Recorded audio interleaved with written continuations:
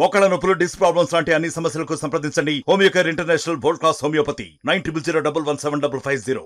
సుమారు 7 లక్షల కోట్ల అప్పుతో రాష్ట్ర ముఖ్యమంత్రి గారు ఈ ప్రభుత్వం ప్రమాణ స్వీకారం చేసిన తర్వాత ఎన్నికలకు ముందు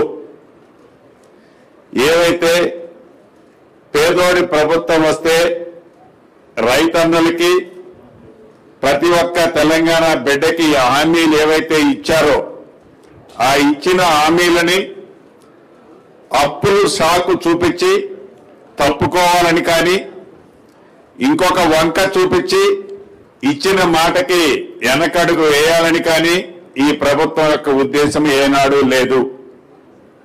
ఇందాక వ్యవసాయ శాఖ మంత్రి గారు చెప్పినట్లు రైతును రాజు చేసే దాంట్లో భాగంగా గత ప్రభుత్వంలో ఏవైతే విస్మరించిన అంశాలన్నిటినీ తిరిగి ఈ ఇందిరమ్మ రాజ్యంలో రైతన్నలకు ఇస్తూ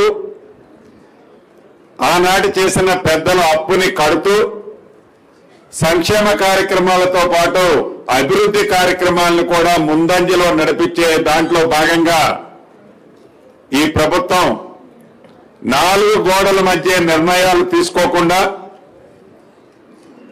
పేదోళ్ళు ఈ రాష్ట్ర ప్రజలు ఏదైతే వివిధ రూపాల్లో కడుతున్న ప్రతి రూపాయిని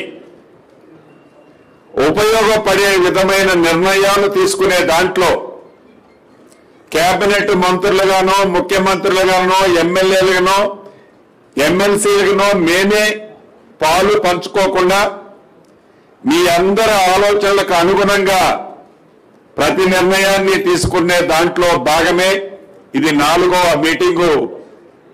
ఉమ్మడి జిల్లాలో ఇవాళ 4వ మీటింగ్ జరుగుతుంది. 3 జిల్లాలు కంప్లీట్ అయ్యాయి. 10 జిల్లాల ప్రజల రైతన్నుల ఆలోచనలకు అనుగుణంగా ప్రధాన ప్రతిపక్షం ఏదైతే రైతులని నిరుద్యోగులను కూడా రెచ్చగొట్టే కార్యక్రమం ఒక పక్క చేస్తుంది, అదే రకంగా రైతులను కూడా మేమేదో దారాదత్తం చేశాం, ఇందిరమ్మ రాజ్యంలో మీకు అన్యాయం జరుగుతుంది అని వారు ఏవైతే ఆరోపణలు చేస్తున్నారో ఆ అన్యాయం ఏంటయ్యా అంటే ఆనాడు ప్రభుత్వ భూసేకరణలో భాగంగా ప్రాజెక్టుల కోసం, రోడ్ల కోసం, మౌలిక వసతుల కోసం ఏవైతే రైతన్నలు భూములను సేకరించిన భూములకి, కొండలకి, గుట్టలకి, చెరువులకి ఇచ్చిన భూమికి 2-3 పాస్బుక్లు ఇస్తూ ఫామ్ హౌజులతో సహా ఆనాడు ఇచ్చిన రైతు బంధువుని అలా చేయాలన్నా లేదు నిజంగా పేదోళ్ళకి చేస్తే మంచి జరుగుతుందా అని రైతుల్లో చర్చకపోతే ఆ చర్చని వక్ర మార్గంలో తీసుకెళ్లి లబ్ధి పొందాలని కొన్ని రాజకీయ పార్టీలు చూస్తున్న సంగతి మీ అందరికీ తెలియంది కాదు. మీరే నిర్ణయం అయితే తీసుకుంటారో ఇందాక ఉప ముఖ్యమంత్రి గౌరవనీయులు చెప్పినట్లు మీ నిర్ణయాలకు అనుగుణంగా మాకు ముందు ఏ నిర్ణయంతో మేము ఇక్కడికి రాలే, ఏదో మేము ఇదే చేయాలి అని మా మనసుల్లో పెట్టుకొని చర్చకు రాలే. మీరు చెప్పే ఆలోచనలకు అనుగుణంగా మీరే ఇచ్చే సూచనలు స్వీకరించి వాటిని తప్పకుండా వాటిని పాటించాలన్నదే ఈ ప్రభుత్వం యొక్క లక్ష్యం. ఆనాటి పెద్దలు కొన్ని చోట్ల మాట్లాడుతున్నారు, ఇన్కమ్ ట్యాక్స్ అప్లైయర్స్ ఎవరైతే హోల్డర్స్ ఉన్నారో వాళ్ళకి రైతు భరోసా ఇవ్వరు అని.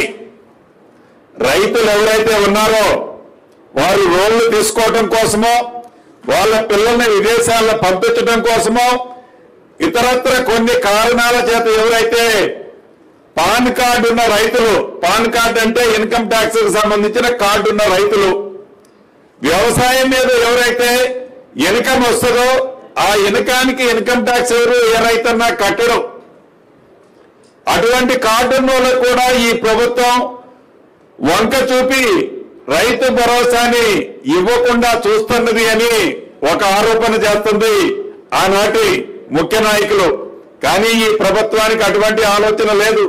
అసలు రైతన్న ఒక్క రూపాయి కూడా ఇన్కమ్ మీద వచ్చిన రైతు పంట మీద వచ్చిన దాన్ని ఇన్కమ్ చూపిస్తే ఒక్క రూపాయి కూడా ట్యాక్స్ కట్టాల్సిన అవసరం లేదు.